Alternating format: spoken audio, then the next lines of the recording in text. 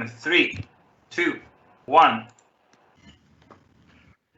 Hello, and welcome to our panel on China, the United States, and the World Health Organization, the politics of fighting COVID-19, organized by the Guarini Institute for Public Affairs at the John Cabot University in Rome.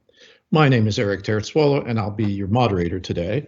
It's a pleasure for me to be back, at least virtually, in some connection with John Cabot University, where I had the pleasure of teaching for a while after I retired from US diplomatic service.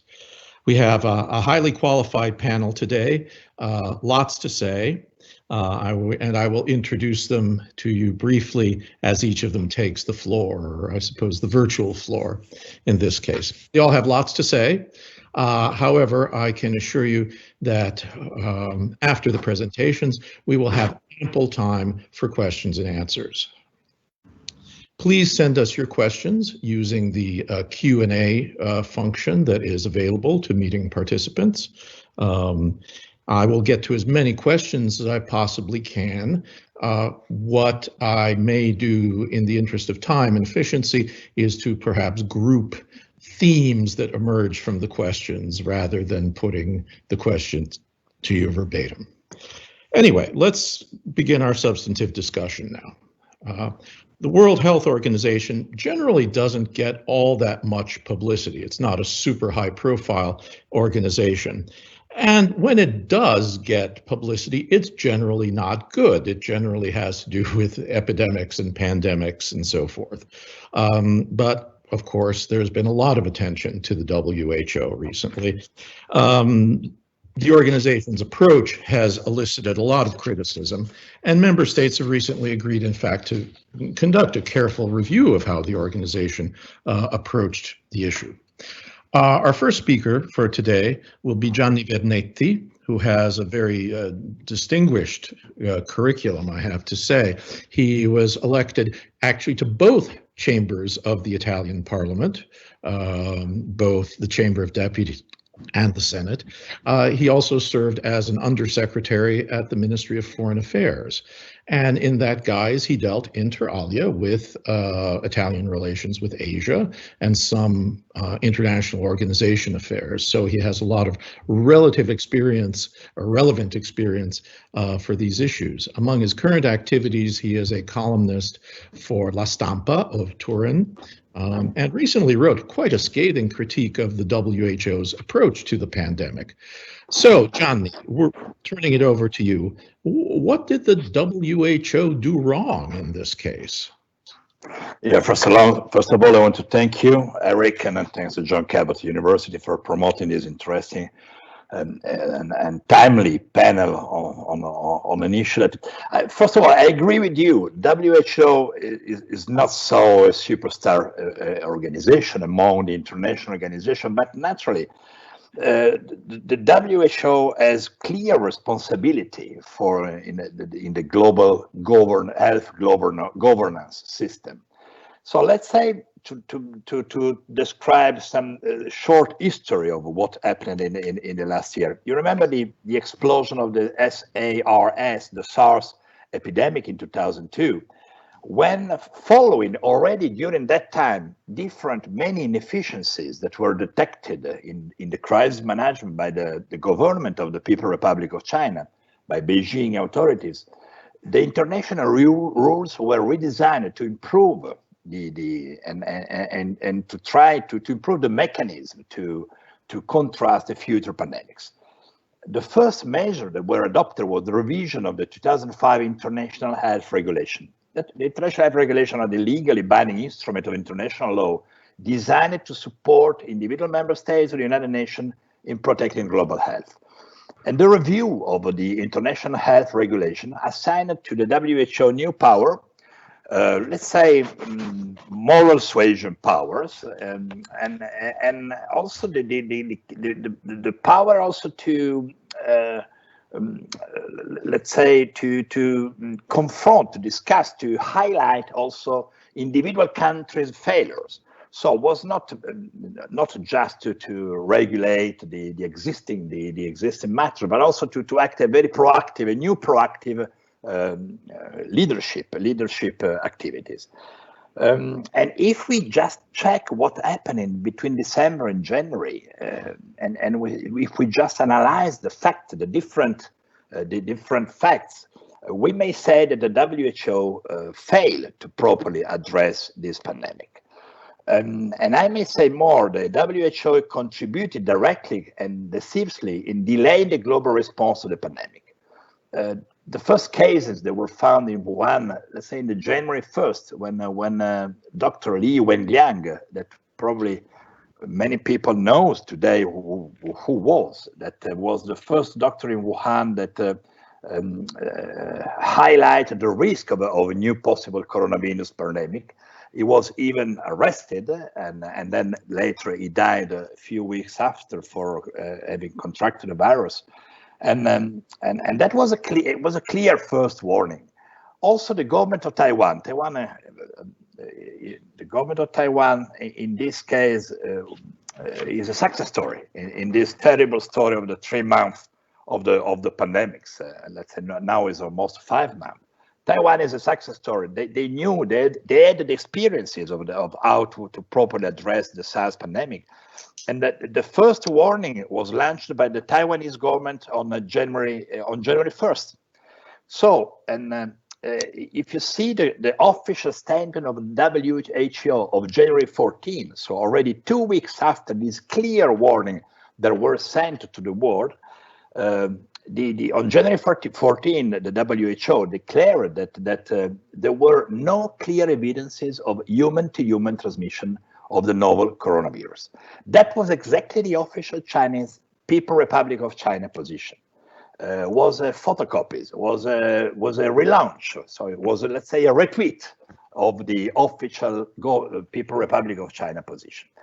And I would like to say that this under-evaluation and this alignment of the WHO on the official People's Republic of China position led to a sort of, I do not say denial, but I would say minimization. So that in a way legitimizes also different countries to do not take serious measures. That's happened even in Italy. You can probably remember what's happened in the first 3-4 weeks of the beginning of the pandemic. There was a very strong negative attitude and refusal to adopt the credible measures of lockdown that could have saved several lives from my point of view. I think that the WHO mistakes led the international community to waste precious weeks in the fight against coronavirus. So my opinion is that the world after this pandemic, many things will change, and among all these potential future changement, for sure, the governance of global health will also have to be radically rethought. We need really to rethink the governance of the structure of the WHO to avoid future gross mistake like the one that happened in the last 5 months. Thank you. Thank you, Gianni. It's very interesting that you talk about the question of governance of international organizations, which I think is a big issue out there on a lot of fronts. I know, having at one point actually represented the United States at a small international international organization, I know how they can often come off, in fact, as not being very incisive, not being able to act in the face of problems and challenges.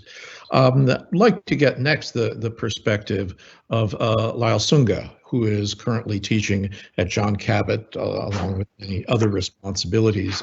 Lyal is an important scholar of international organizations and international regimes, notably international criminal law and human rights issues. He also brings to the table a practitioner's perspective, in the sense that he was indeed a practitioner of international organization efforts, work to deal with human rights and other challenges. So, Lyal, perhaps if you could elaborate a bit on why it is sometimes difficult for international organizations to act incisively. Well, first of all, well, thanks for having me into this panel. It's a great pleasure, and to have co-panelists of the stature that we have here today. I just wanted to say, first of all, Gianni's analysis and insights are very much appreciated from my side, because it's a hard look at the events, and he drills down into the details a bit, and on what happened with this coronavirus. And certainly the WHO can be criticized for certain misperceptions, certain mixed messaging, and perhaps even some delay. Criticism is always good, and it's important. However, there is, I think, some rather misplaced emphasis in terms of the role of the WHO. And let me exactly say why.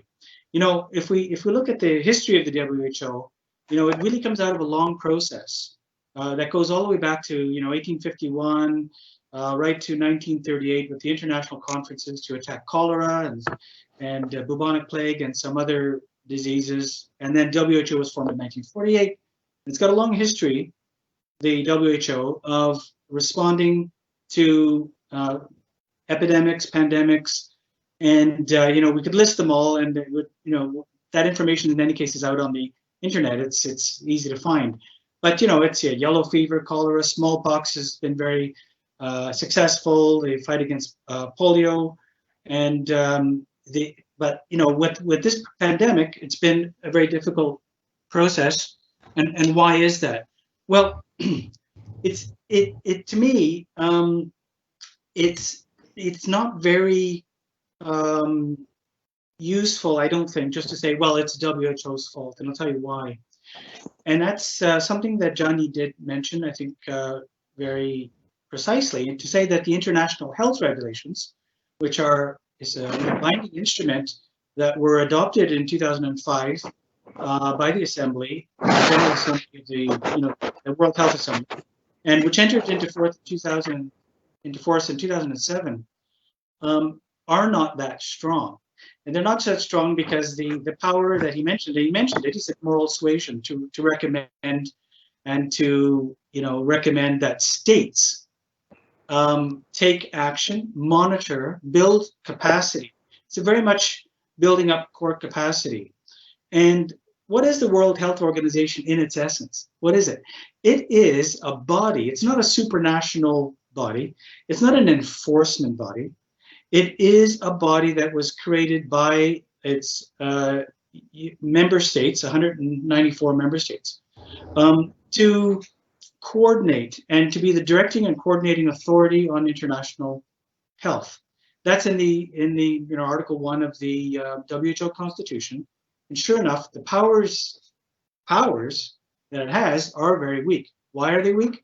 Because governments have been very jealous of their sovereignty, and including in health, which they don't want to cede too much to the international level. However, it's very clear that viruses don't respect borders. We all know that.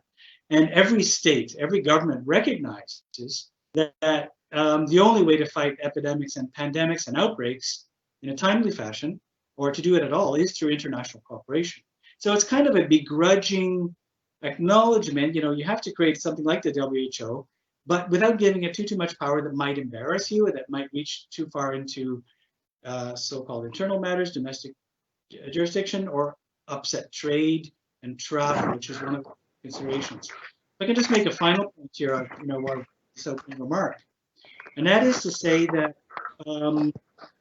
it's difficult for the WHO to say at the very beginning of this, it was only informed by the People's Republic of China on 1st of January. Actually, it was December 31st, 2019, of this case. And it took 11 days. There's a process to declare a pandemic. That came later on. But there's a process to do that, which is based on science, which is based on expertise. And so that process has to be followed. And the WHO did follow the procedure that it's supposed to, and it did send out the signal, I think it was January 11th, that this thing is potentially great danger. So, there is a tendency on the part of all sovereign jurisdictions, all states, to start to throw up their hands and say, look, it's WHO's fault. Well, the WHO is there as a coordinating body of member states to build capacity. And it was found in 2015 after, the response to the Ebola and there was Zika before that only 127 countries out of 196 that were involved at that point had actually built up its core capacity in terms of monitoring epidemics and pandemics. So I'll just end off with that to say that, look, it's easy to and fun to blame the WHO. It's an easy way out. Politicians love to do that. The politicians shouldn't pretend that this is the first pandemic or that it's going to be the last. And that obviously the WHO needs more power and more support, not to be used as always a whipping boy or a scapegoat, if you like, and then to be threatened with we're going to take away funds, and as the Trump administration has done, and leave it at that. But for me, it's misplaced blame, really it is. Thanks. Okay, thank you, Lyal. I particularly appreciated, I appreciate many things you said. One that I appreciated in particular was your noting that, in fact, international organizations like WHO are not supranational organizations. I mean, they are ultimately intergovernmental. They are the creatures, if you will, of the states and the governments that are members and active. So important thing to bear in mind, particularly as we move to take a little different focus now and look at a couple of the key national state players in the current pandemic. Going to turn first to China, key player. Lyal mentioned the Chinese role already. It's critical. We have Adele Carrai with us. She's a fellow at Harvard University's Asia Center. She is a prominent young China scholar. I would note that last year it was Cambridge University Press, mind you, that published her book on the concept of sovereignty in China since 1840. A highly relevant topic at the current point, it seems to me. So, Adele, how would you explain for us China's approach to the coronavirus pandemic? Yeah. So thank you, first of all, for having me here. It's a great pleasure. It's my first webinar, so it's interesting to shift to this format. And so I would like to first give a bit of a context to understand the current position of China in the WHO, and also to understand the US reaction, because I think China is also quite defensive. It's a reaction to the US very often, its position in the WHO. So China joined the WHO in 1971 when it replaced the Republic of China, Taiwan, in its United Nations seat. And this is also another issue, right, that we have today with Taiwan. And China joining the United Nations and the normalization with the US relations and Western powers, and also Deng Xiaoping economic reforms starting in the 70s, led China to become what is today a global power. And that has destabilized the current geopolitical order. And it is stripping away US hegemonic position. And starting already from Obama pivot to Asia, the US started to change its policy toward China. And these policies of containment culminated with the US-China trade war. And I see a much worse time coming ahead. And it's interesting to see how even China now, Wang Yi, the Minister of Foreign Affairs, started to use Cold War terminology that was avoided, and it was started to promote it first by the US media and academics. So we're in a very tense time that, of course, can be reflected in the WHO, China and US positions. And the role of China in the United Nations and its institution, and more generally in international society, the WHO has increased in the past decades. And China wants to take a more responsibility role in these institutions. Although its financial contribution to the WHO is not very high, because people accuse it like the WHO was basically bought by China. So China contributes less than 1% to WHO total budget, and its contribution is 1/10 of US financial support. But China is nevertheless a very important actor, not only because of its population, but also because it's increased economic and political influence globally. And Xi Jinping at the last assembly of the WHO also pledged $2 billion as contribution to the WHO, so an increased contribution of China. And of course, the lack of much financial contribution from China, it's interesting in having it as an insider. And China now sits in the WHO executive board that gives a bit more power in shaping WHO agenda and priorities. For understanding the objective of China and the WHO in the current pandemics, I think there are two important documents. One is the China WHO Country Cooperation Strategy 2016-2020, and the other one is a speech that was given by Xi Jinping last May 18th at the 73rd World Health Organization Annual Conference. And in the cooperation strategy, one can see what the general objectives of China in the WHO are. It wants the WHO to support China strengthening the national healthcare system and ensuring that equitable, quality health services are delivered to its people. But also the strategy aims to increase China's contribution to global health, again, making it very responsible. And in the speech of Xi Jinping last May, Xi Jinping pushed for the narrative of China as a responsible and benevolent power and this idea of community of shared destiny. China wants to be seen as a leader country capable of helping other countries at the time of pandemic, taking advantage of the vacuum created by the US. It also wants to change the perception that China is responsible for the pandemic and turn COVID into a global emergency that needs multilateralism and, most importantly, China as a leader. And these efforts have been accompanied by China mass diplomacy. I'm sure most of you have heard of it, that has produced mixed results, and also a new Wolf Warrior diplomacy, where Chinese officials have become more vocal defending China against criticism from abroad. This is quite of a transformation, I would say.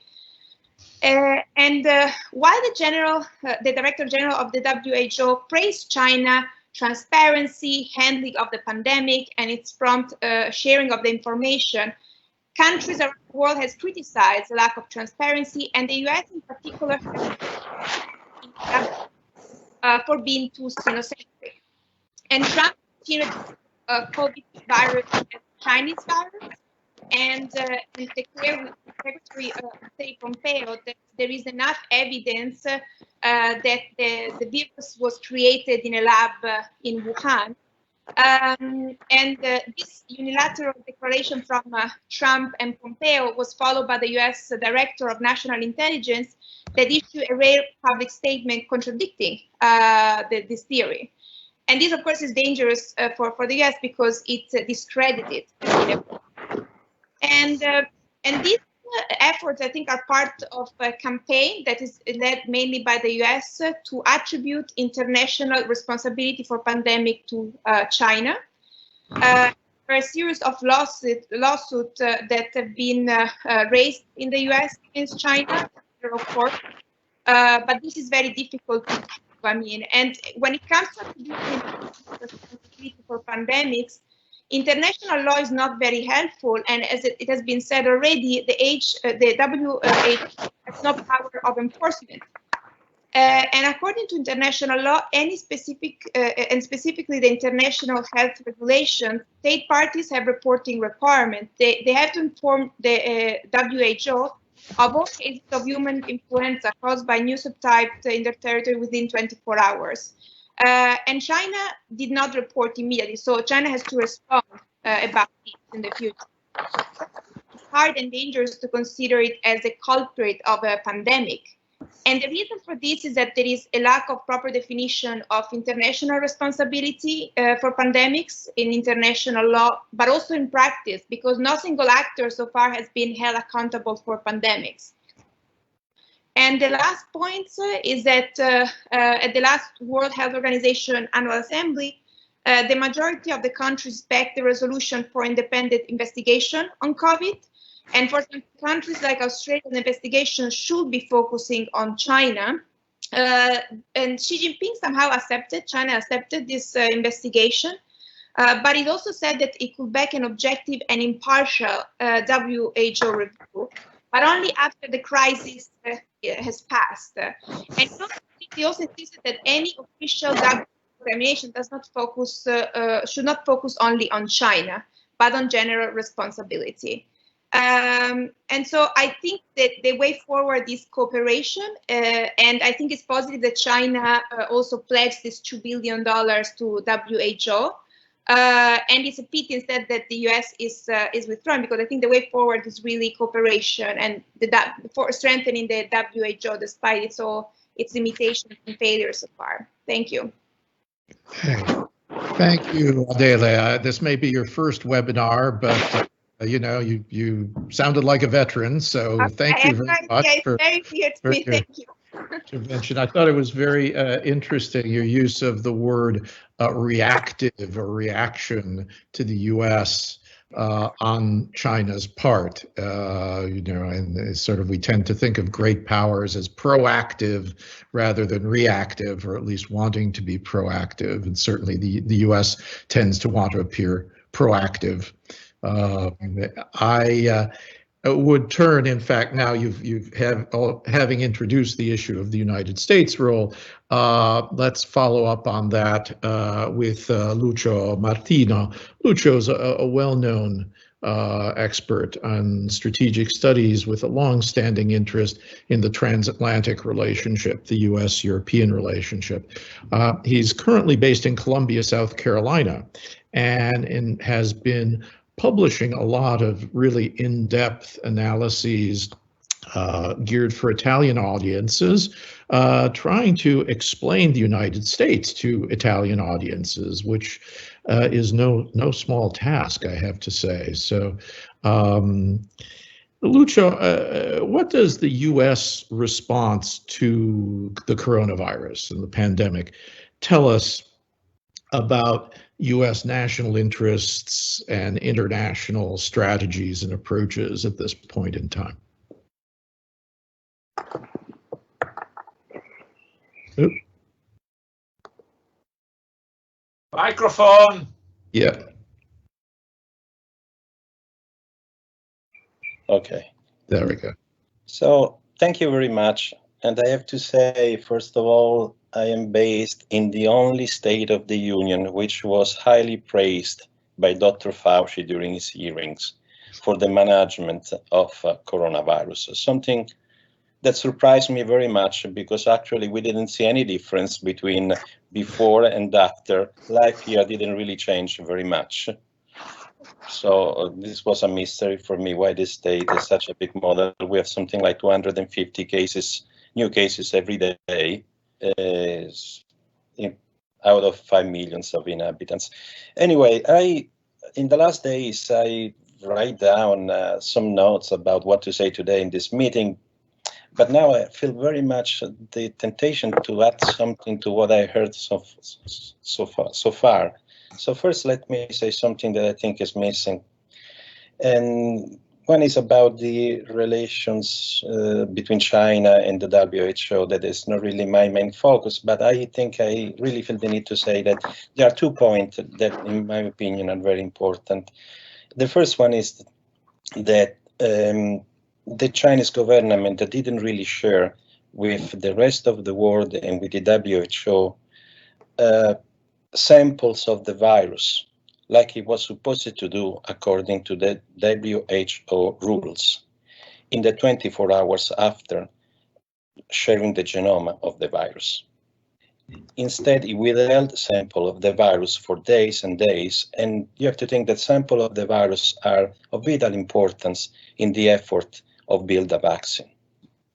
And this is something that cannot be explained in any other way than, let's say, we cannot think about this like something minor. And the second point is that there were a lot of occasions during early January in which the World Health Organization had no first-hand information. And this is, given that we're talking about China, this is pretty much understandable. What is not understandable is that the WHO didn't say that it didn't have first-hand information. That was the reasonable thing to do. So all this to say that probably not the organization itself, but Dr. Can I call him Tedros, the Secretary General of the organization, has some responsibility. Is this uncommon? I don't think it's very much uncommon. In this moment, we are blaming, a lot of people are blaming the President of the United States, but not the United States itself. So I would just like to say that maybe a management of the organization hasn't been the best possible, but this doesn't mean that an organization which is, in my opinion, overloaded with a very spread mandate and limited funding and very big complex bureaucracy.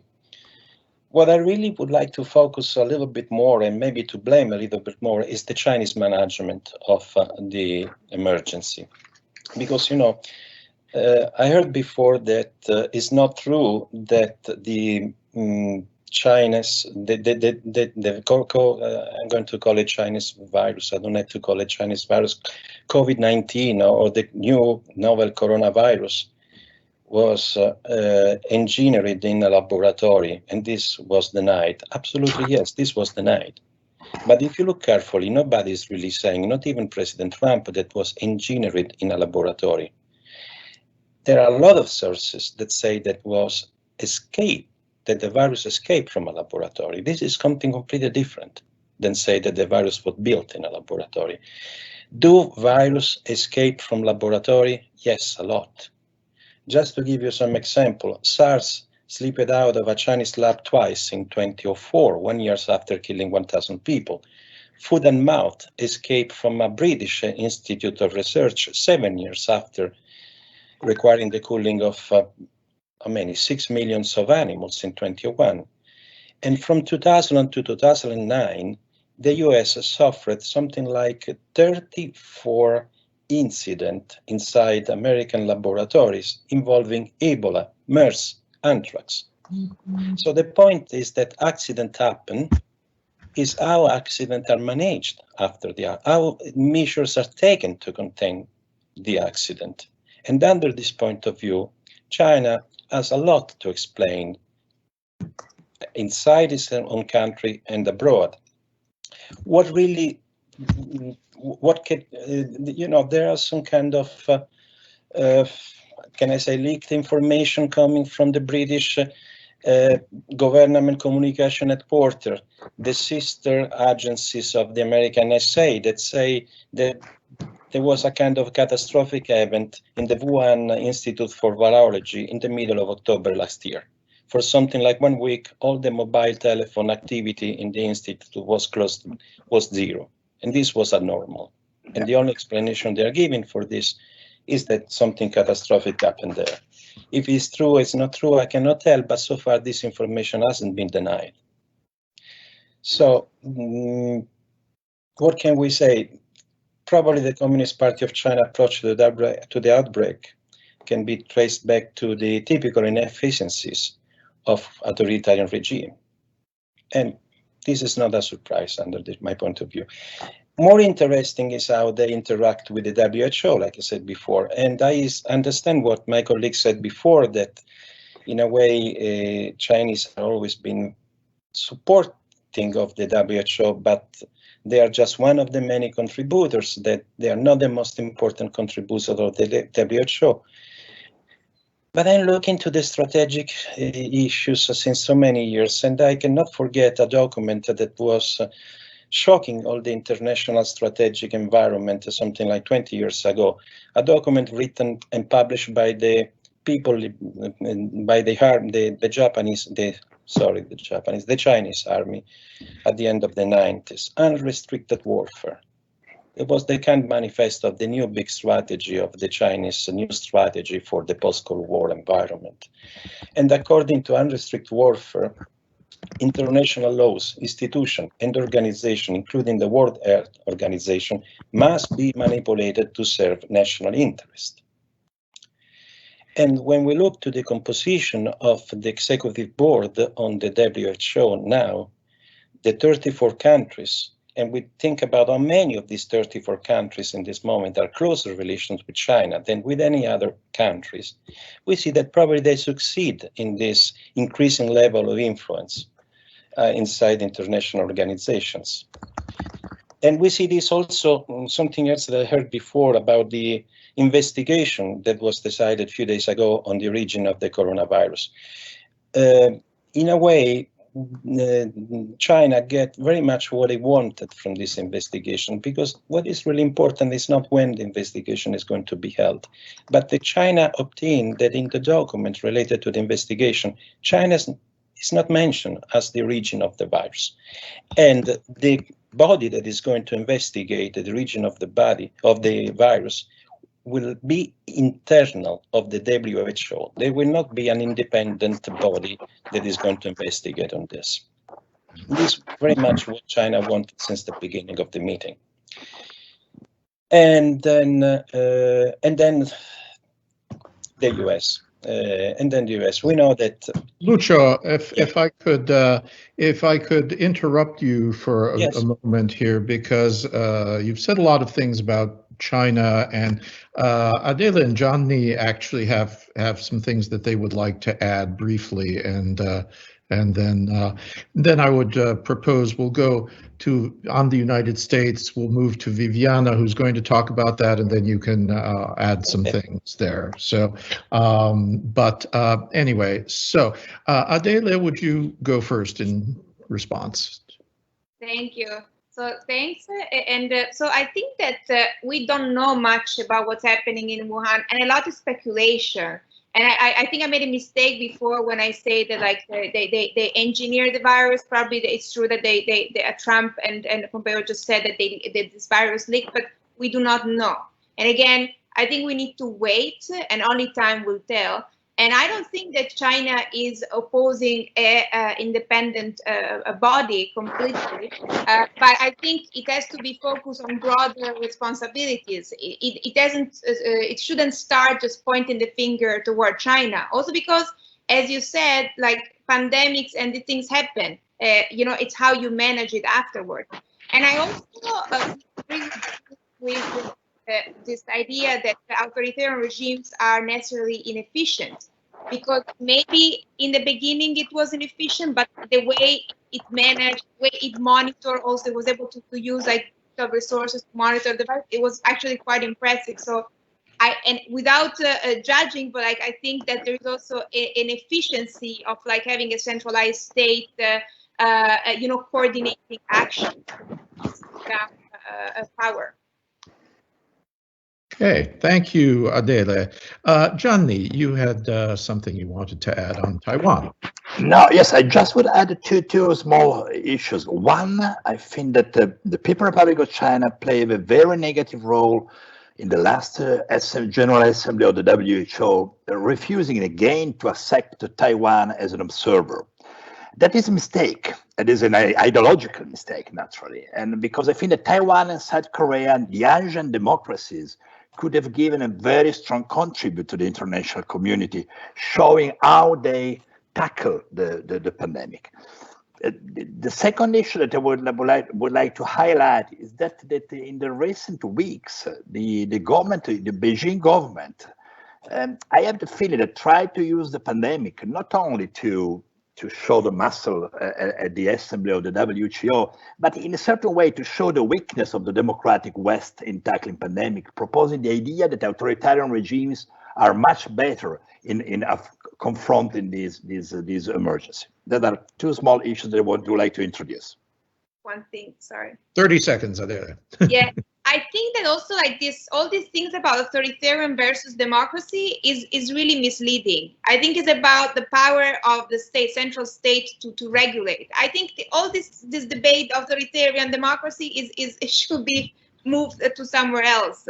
From my point of view, is the real key. It's not something. From my point of view, is the real key. Well, perhaps we can return to this. These are sorts of issues that I'm sure will elicit a lot of audience interest. I'd like to make sure we get to the United States as well on the great power side. So I'm going to turn and give the floor initially to Viviana Mazza. Viviana knows the United States well. Among other things, she has a master's in journalism from Columbia University in New York.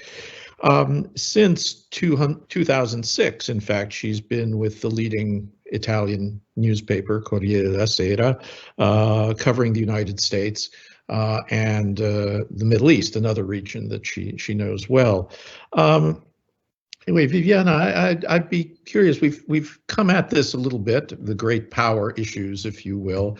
I mean, to what extent do you think we can blame the problems in the U.S. coronavirus response on leadership as opposed to structural interests or institutional problems? Particularly when I say leadership, I think of the leadership exercised or not exercised by the U.S. president. Thank you so much, Eric, and thank you for having me at the webinar. It's also my first webinar, my first time in this format. I'm a journalist, so as a journalist, my job is often to interview people on these issues rather than, expose my own opinions. So forgive me if I will quote other people that I talked to, that I read when sometimes making my argument. Trump and Xi and their personalities, I think, are very important in this. But there is a structural narrative, of rise and fall of great powers. As Paul Kennedy, who was one of the first historians to talk in depth about these issues, recently told me in an interview. I mean, there are two stories. There has been for 25 years the story of the rise of China and the decline of the United States, relative to each other, of course. There is also another narrative. That is the narrative of transnational problems that have to be, dealt with. And now we're seeing one of them, which is the pandemic. I think that,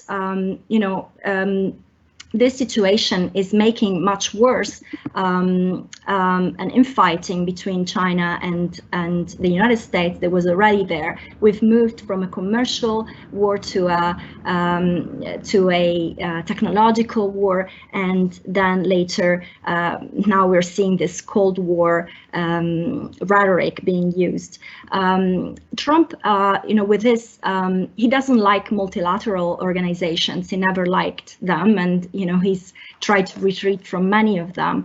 And I would argue that that changes his, the response of the United States, but and mainly the role of the United States as a leader in the world in this fight against China for leadership, for world leadership, because when you say that you're going to take away the funding from WHO, you're leaving space to China to actually step in and say, we're giving $2 billion, and this $2 billion that they are giving are exactly the type that I wouldn't consider it good for the WHO, because it's exactly the type of funding that It's voluntary and not mandatory.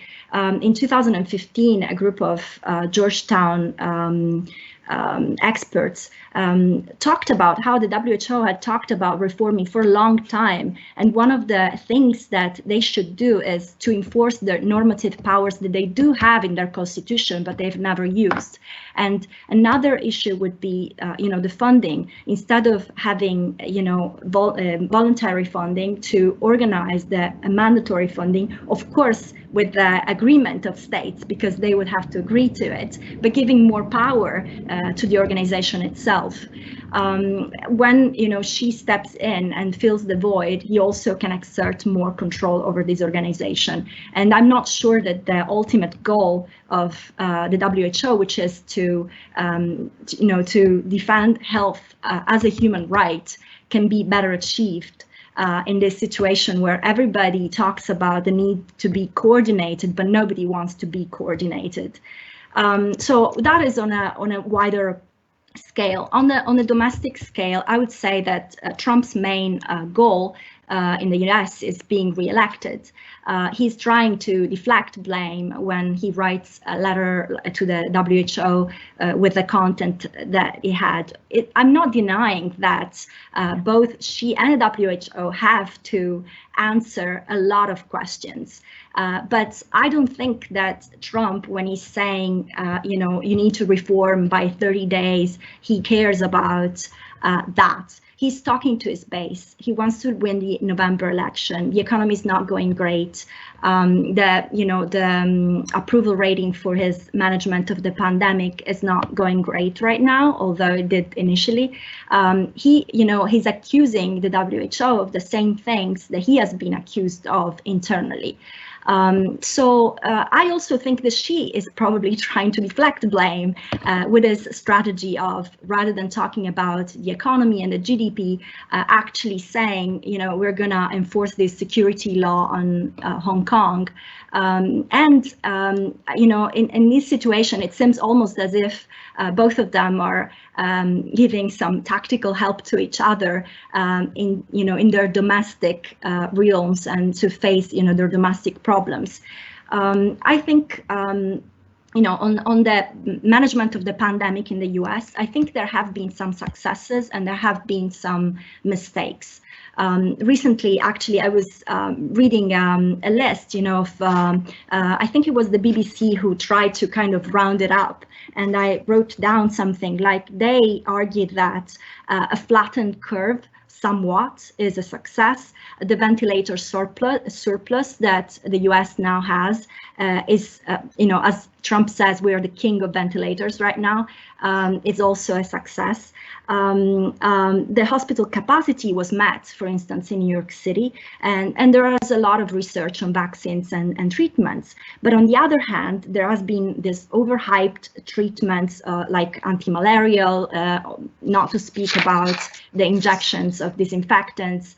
And, I think that this is typical of this president's style, but I don't think it's, can be considered a success. There's also been talk about the lack of PPE, personal protective equipment that Trump has often denied.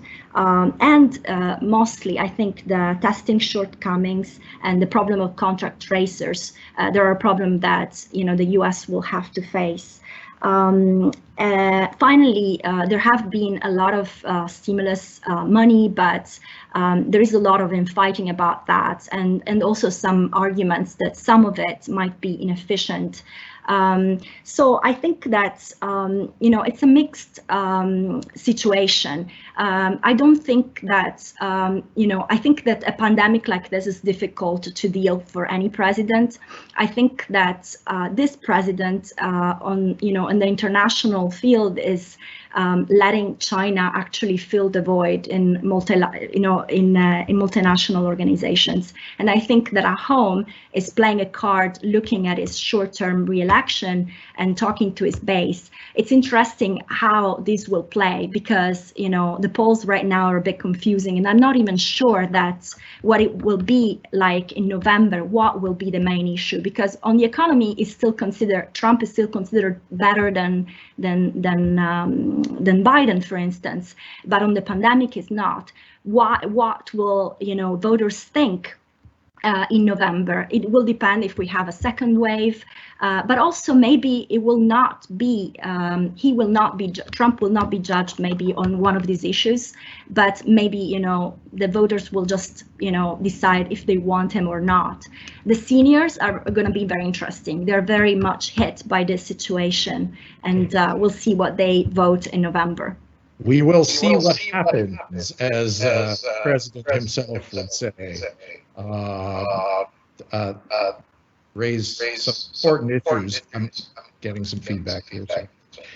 But I wanted to give Lucio an opportunity to respond a little bit and continue his discussion of the U.S. dimension. And Lucio, in particular, I'd sort of like to. I wonder whether you would argue that, in effect, Trump, in this pandemic crisis, in its international dimensions, has, in fact, a very individual approach, or is he, in essence, articulating and representing what could be considered a set of significant and perhaps long-standing U.S. interests? I really don't know how to answer to a question like this. It's pretty much a complex question. Personality, like we said before, are important. And I don't really think that it's in President Trump's interest or in United States interest going through a pandemic of this kind. So I really don't think I think that it's in nobody's interest managing a pandemic like this. So the problem for me was what can be done to avoid a pandemic and to avoid the spread of the virus in the US. And for sure, we know that as the outbreak in China was becoming a pandemic, Trump has been briefed on the on the coronavirus.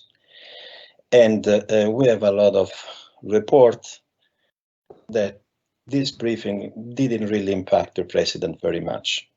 This is vast majority of consensus on the media about how the president reacts to the virus. Is this surprising? In my opinion, it's not surprising, because we have an history of a different American president that really didn't react very much to kind of intelligence warring briefings. I remember Kennedy in 1962 when he received the first briefing about something was maybe happening in Cuba, and was September of 1962. But then I can think about Bush the Elder, where somebody told him that maybe Saddam Hussein was amassing military materials on the Kuwait border. And maybe President Clinton, when his head of the CIA was asking for active measures against bin Laden, and so on and so forth. So that President Trump underestimated the threat, for me, is not so much surprising in a historical perspective. But in this case, it's even less surprising, because we have a president always at best skeptical towards the national security establishment, briefing on something that has been very much of very little interest to the national security establishment so far. Because I would like to remember that the Office of Global Health Security in the National Security Council has been abolished again and again in the last 20 years. It was abolished by the Bush administration just after inauguration, only to be opened again soon after September 11 during the anthrax attacks. As soon as the Obama administration started, the Office of Global Health Security was abolished again, just to be reopened again and to be closed again by Trump and exactly by his third National Security Advisor, John Bolton. So there is a problem inside the national security establishment in the US about health. And this problem is highly probable, just a tribal one. The problem is the national security force are people mostly coming from Defense Department, State Department, Federal Bureau of Investigation, and they don't really see health as a national security threat. Most important, they don't see health threat as a tool to support their own people inside government bureaucracies. And this is the reason why they keep abolishing the Office of Global Security. So in these circumstances, what Trump did, end of January, if I remember well, Trump shut down the travel from China. And that was a reasonable thing to do. Why? Because if we look to what are the possibility of the US president when he's facing this kind of situations, we see that the US Constitution makes hard for the president to do much else in this kind of circumstances. Because regulation of public health has historically been the prerogative of state and local governments. The authority in this field is granted by their constitution, the state constitution, and is reserved to the state by the 10th Amendment of the US Constitution. When it comes to the president and the federal government, authority to prescribe health measures is based on the first article of the US Constitution, the Commerce Clause, that say that federal government has the authority through the Center of Disease Control and Prevention just to take measures to prevent the entry and spread of communicable disease from foreign countries into the United States. So at the end of January, there is not very much more than the US president could do without opening a constitutional battle. I think. If I might, you know, because we were talking about the difficulty of that international organizations can have in dealing with crises, structural issues having to do with states can also complicate the matter. I just wanted to go back. I wanted to ask Adele if you have any quick thoughts, you know, on this issue, though, of leadership styles. We've talked about Trump. You talked a little bit about Xi. Do you see them as similar in their responses to this challenge in some ways, or different? Hard question, maybe. I think, I mean, I see them quite different. Again, I think it was someone before said that they also have their own internal audience. So there's internal, they're worried about like their own people and, you know, Trump with elections.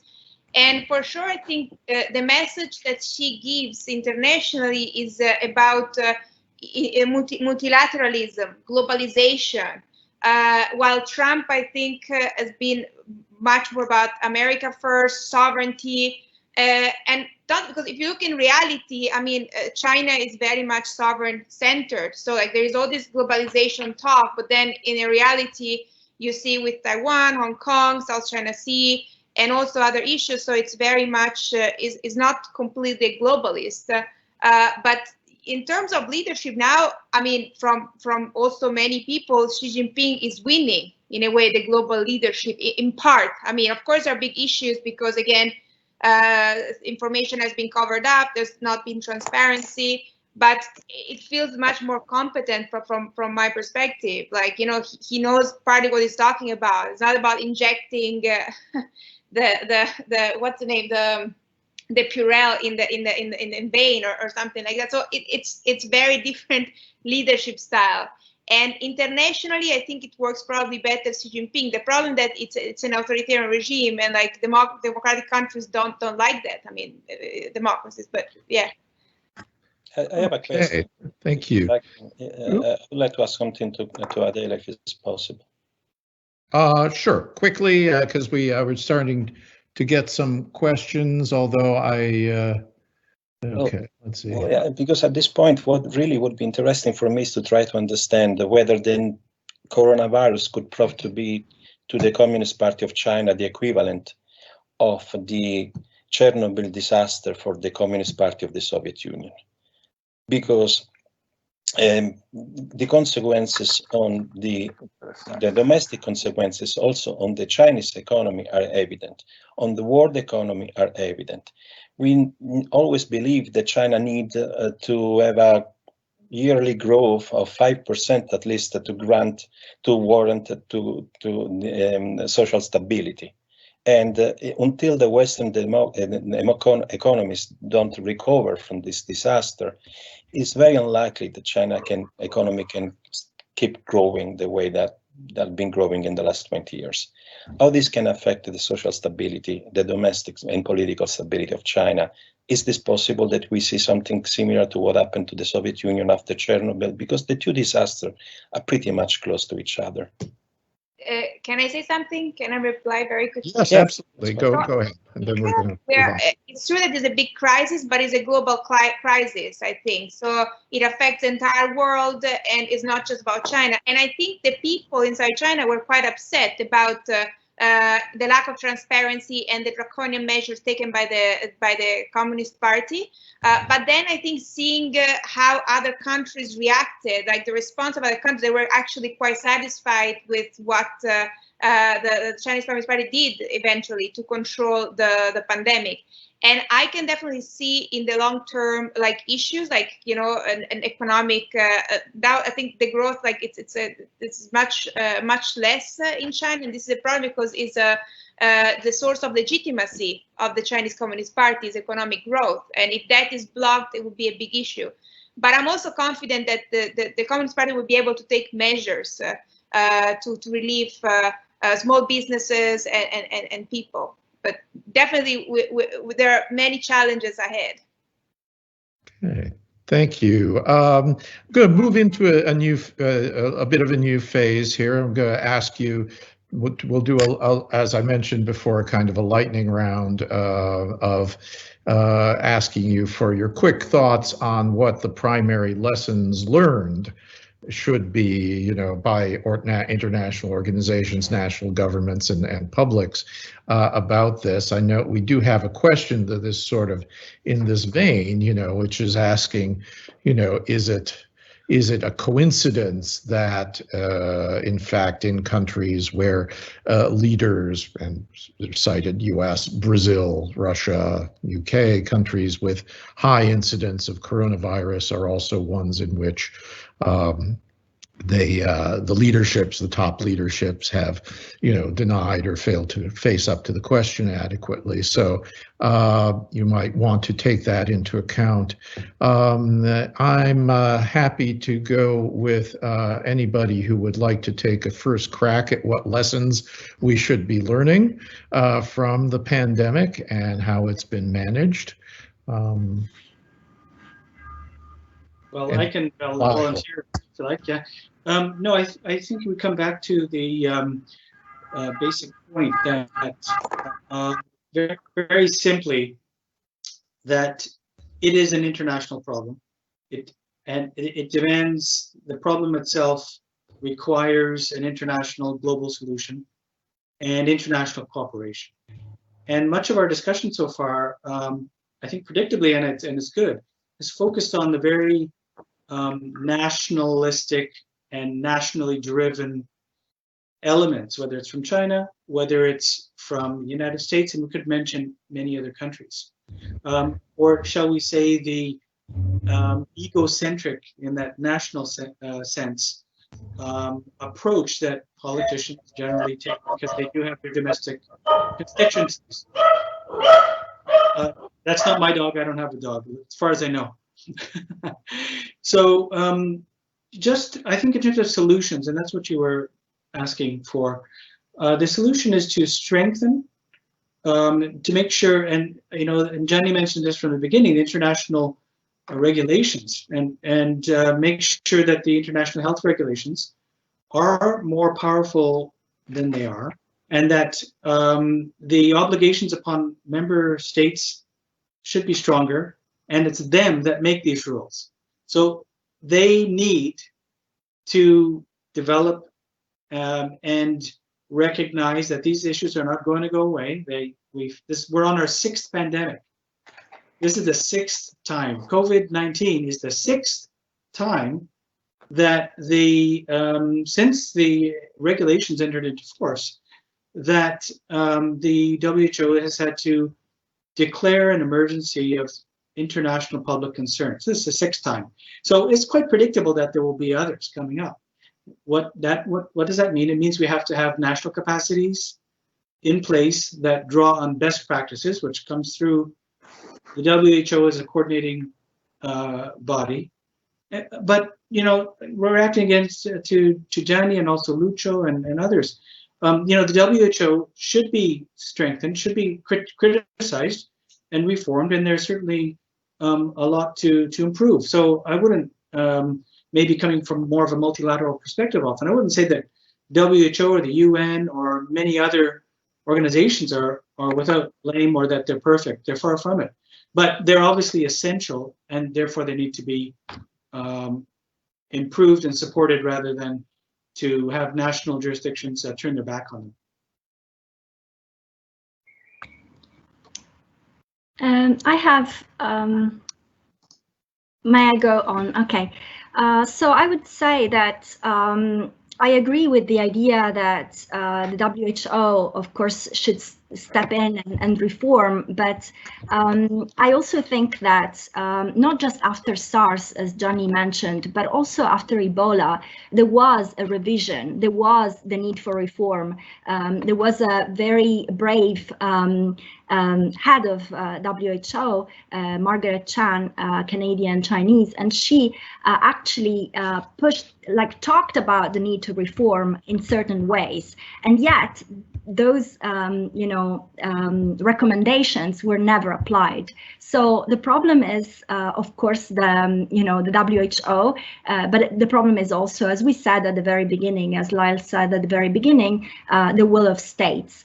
So I would argue that one solution would be more hard power for the WHO, more soft power on the part of the United States, which is losing its soft power, which is losing the Cold War that we're talking about today. We talk about the Cold War as if it's a war just between two powers, it's a missile race, but it was also a popularity contest. It was a contest in which other countries were supposed to be attracted to the way of life of one or another country in terms of cultural issues, in economic terms, in terms of military protection. And, this is how you win a Cold War. I think that if the United States wants to win, a Cold War, if really we are going towards a Cold War, first of all, shouldn't call it a Cold War. Second, it should probably, exercise its soft power in a different way.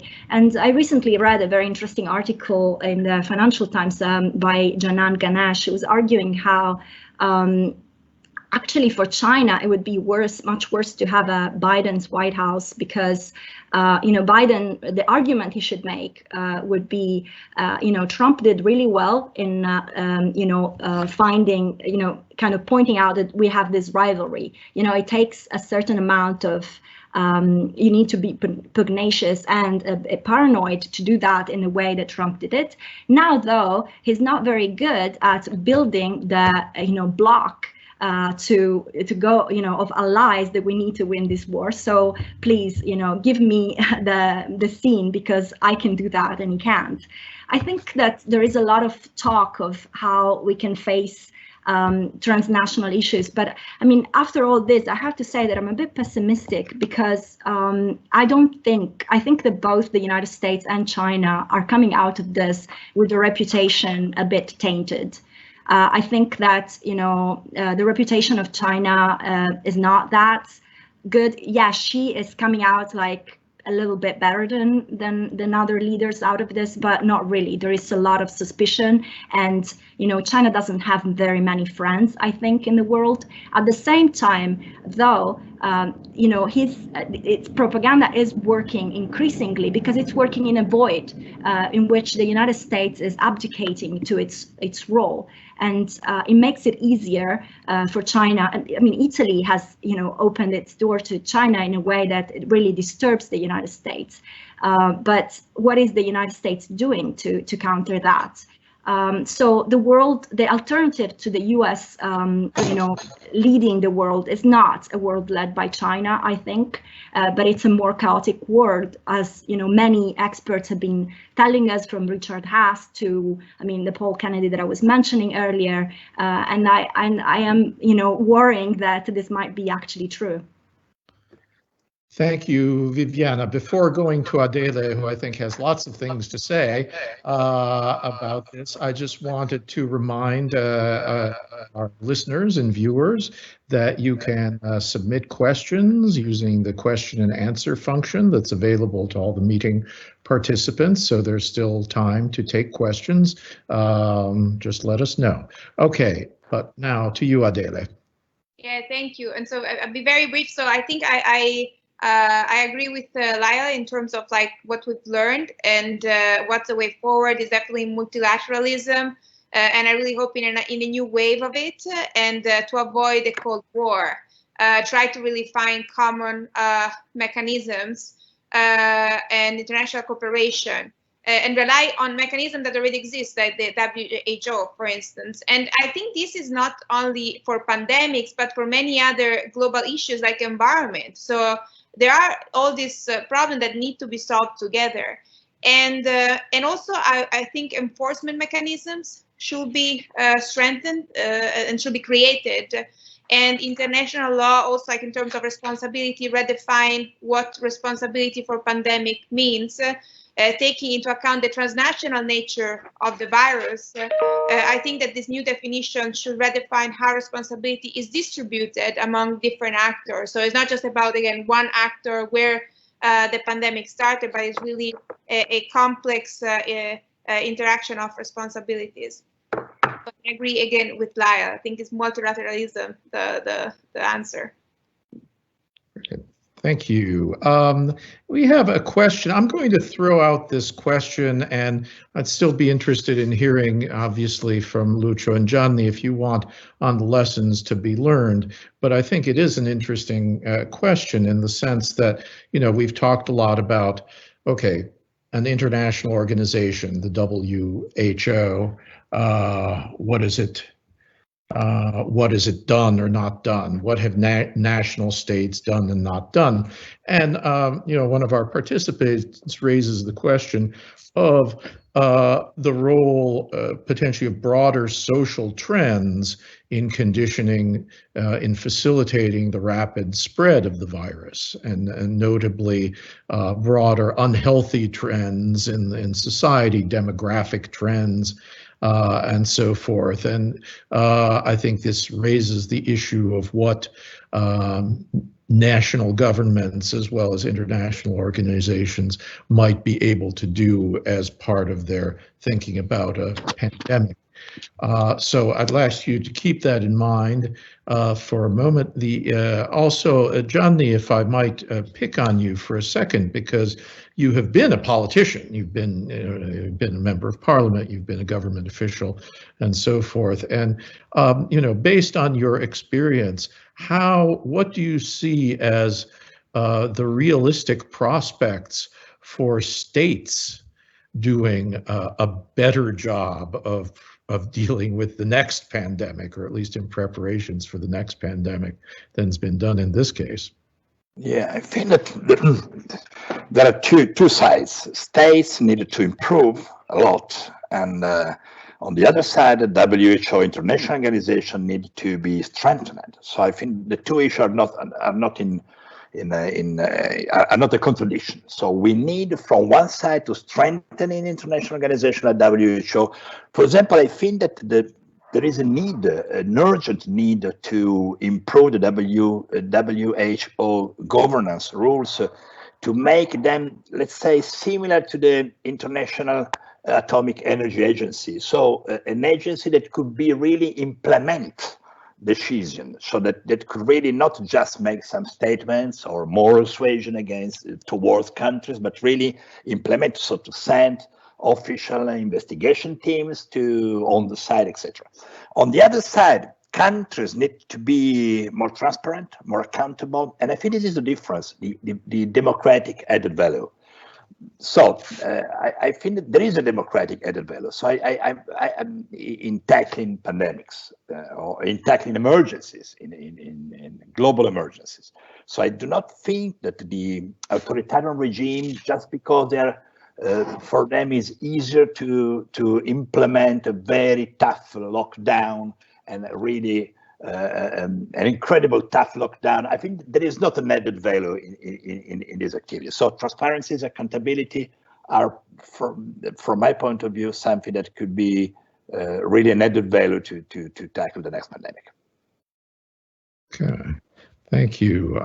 Yeah, there's certainly a multifaceted issue there, you know, with a lot of different tools. I recall that, you know, when we dealt with this, tried to deal with it in the context of a heightened biological weapons threats back after 9/11. You know, the complexity of the issues was staggering. It included, you know, the sort of public health issues, for example, and demographic issues that our participant had mentioned. Anyway, Lucio, we haven't heard your last sort of round. If you have some thoughts, you struck me as maybe not too convinced about the prospects for making the WHO more incisive, but especially I like not to see the WHO becoming closer and similar to the International Agency for Atomic Energy. Because in my humble opinion, the International Atomic Energy Agency is part of the problem and not of the solution. But this is another story, and maybe we can talk about this another time. You know, probably when you ask about lesson learned on this kind of issues, I really felt the need to quote the True and Lie. You remember that we were talking about China in this moment, and this reminds me True and Lie in 1972 when asked about the French Revolution. He answers something like, "It's too early to tell about the impact of the French Revolution." So in this moment, it's really too early to tell what are the lessons learned about the coronavirus pandemic. On experience, I'm used to think that generals love to fight the next war exactly like they lost the last one. I think we are going to do the same with the virus at this moment and in this kind of pandemics. So what I can say so far, my advice would be just to change priorities in the national security let's say, establishment. We have been talking about $2 billion like a big deal in this moment to the WHO, the $2 billion coming from China. Do you know how many billions of dollars are assigned just to the updating of the US nuclear strategic arsenal in this fiscal year? 46.5. So in a moment in which just in 1 year, the US is spending $46.5 billion to update the nuclear arsenal, and we think that $2 billion to fight a pandemic are a lot of money on the international arena, I think maybe we need to change domestic strategic priorities. And this goes back to what I was saying before. It's impossible that in a country like US, but in Italy it's not that different in my experience. You have offices who are supposed to carry up with this kind of threat that are best are stagional, seasonal, do you say so in English, that are open and closed on demand, like happened in the US. So these are probably the two things that I really would like to change in the future. But again, making prediction about the future, like the other German guy was used to say, is always very, very difficult. Yeah. Got a question here from the audience that's sort of we're coming sort of toward the end of our presentation here, but do have an audience question that prompts me to ask sort of another lightning round, if you will. We've had a lot of discussion of the implications of the pandemic crisis for the US-China relationship, but also for the relative standing of the US and China in the world. I would just like to hear everyone's view on whether this is going to open up a situation in which China replaces the United States as the leading power in the world or not. So, Viviana, you seem to be a little bit tending in that direction. No, actually, I was saying that I think that well, in the past, they used to say, in America, they used to say China has no friends, so, everybody will be our ally. But after 3 years of Trump's presidency, I don't know if, everybody thinks that they are the US allies. This is what this historian told me after studying the increasing presence in the Pacific of the China's fleet, but also in response to that of South Korea and Japan. And and there is a feeling that there is a build-up that is linked to the fact that China wants to be a big power, also militarily, because, for instance, if we're talking about the fleet, we're not just talking about protection of trade, we're talking about a military fleet in this case. But the problem here is that I don't think that in the moment the United States loses this or decides that it wants to step out of a role of global leadership, which is, let's not forget, something that had already begun much before President Trump. I don't think that it is so easy for China to replace it, both because of global resistance and because of internal reasons in China. I'm not a China expert. I know much more about the United States, so I would be interested actually in hearing, a Chinese side on this, to be honest. Okay, so let's go around. I think you've been called not into question here, but your expertise we'd like to hear. Adele, what do you think? China up, US down? So I think that as I think Mazza was saying, probably, she is winning partly, but overall nobody is really winning. And I think that the US was able to be a hegemon for all this time was a particular international situation. And I don't know whether that would be reproducible in the future. So I don't think we can think in terms of replacement. China will replace the US. I think probably both of the two powers will coexist. I don't think it's a new Cold War because China is very much integrated within the international system, like its institutions. So I don't think it's a complete economically, for instance, not from a value perspective, like if you look at human rights and the sovereign-centric stand that doesn't interfere to other countries. But also I think China has cultivated a lot of new friends. And if you look also at Xi Jinping's speech at the WHO, the target is African continent, where China has huge investments. Chinese investments are a bit all over the places, like Southeast Asia, Central Asia, Latin America, even Central Eastern Europe, and in Europe. So, and even look now with Huawei, that the US started this campaign like that Europe should not use Huawei, and European countries do what they want, basically. So it's really like the alliances, the transatlantic relations, I think, are a bit challenged by China rise and like also issues with Trump administration. But I don't think China will replace the US necessarily. I think the world we are going toward to, I think it's a different one, and I think it's not very useful to use the old concept and apply to a new situation. Yeah. Okay. Thanks. Lyal, did you have? Yeah, sure. Well, I would just very much agree with Maria Adele, because it is not really so much an issue of who's replacing who. I do find that to be a kind of a preoccupation on the part very much from American scholars and thinkers. And it does have to do with, I think, thinking of the world in terms of Cold War parameters and this kind of fear that the United States is losing its hegemonic status.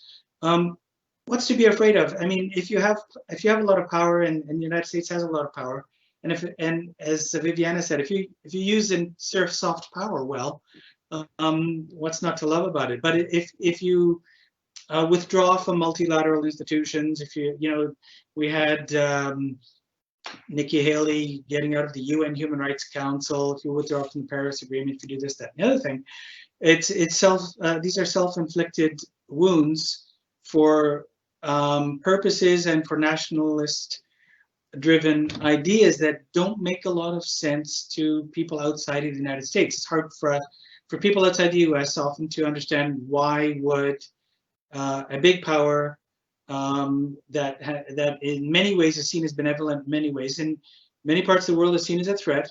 Why would it reduce its soft power and its multilateral engagement, leaving ceding the ground to others? And what's wrong with a little bit more multipolarity if it means that powers like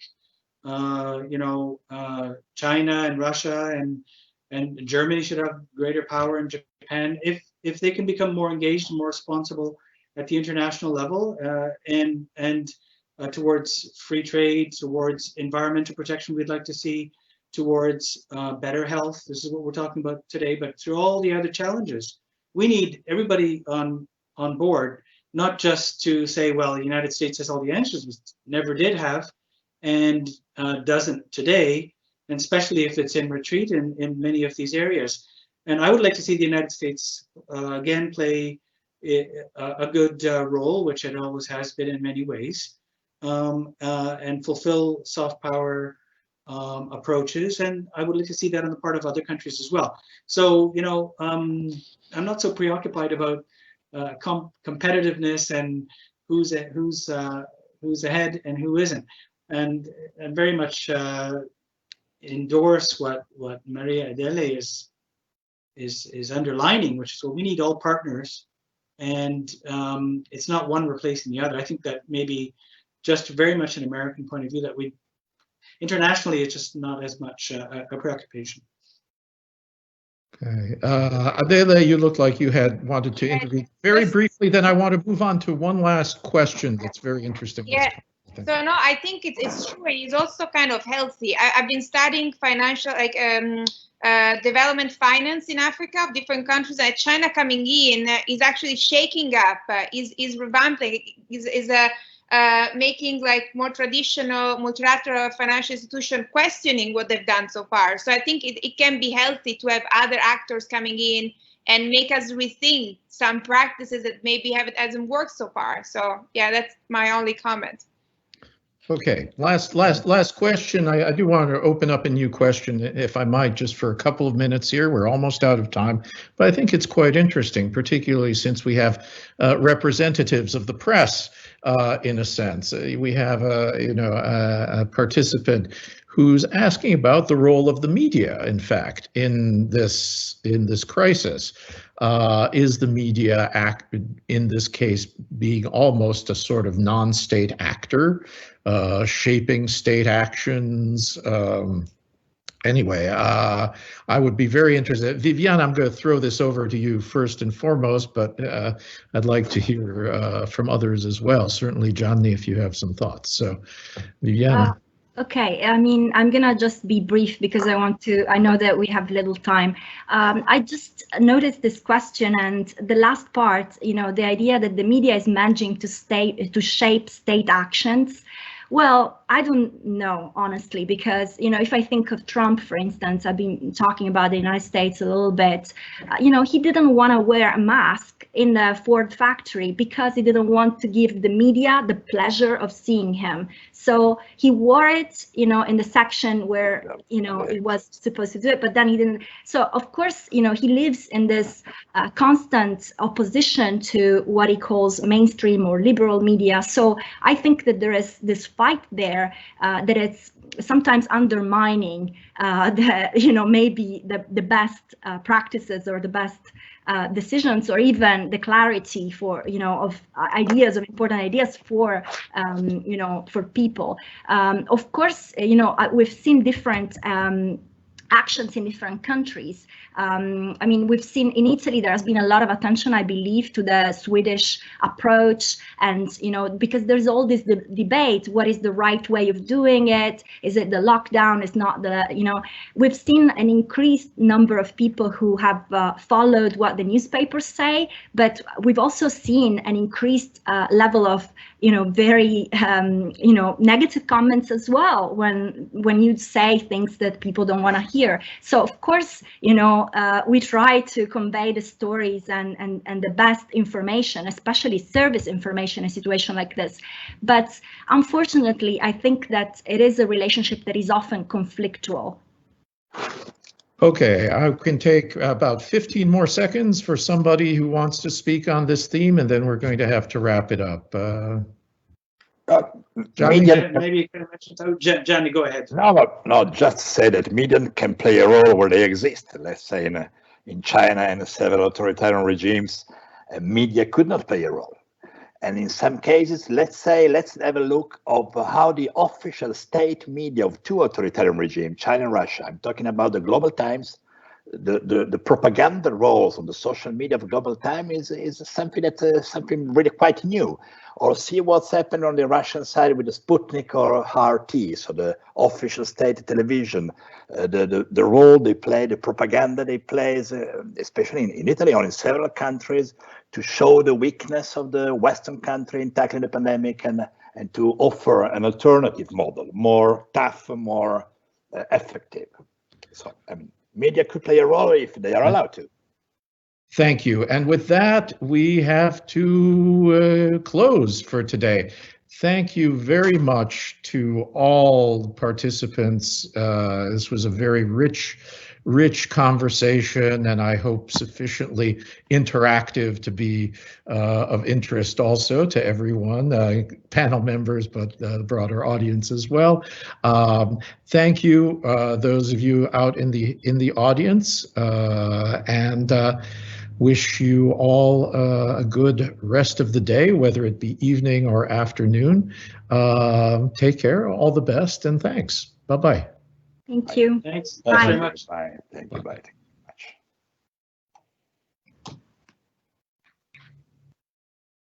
Oh, that went well. Now we can talk frankly. Yeah.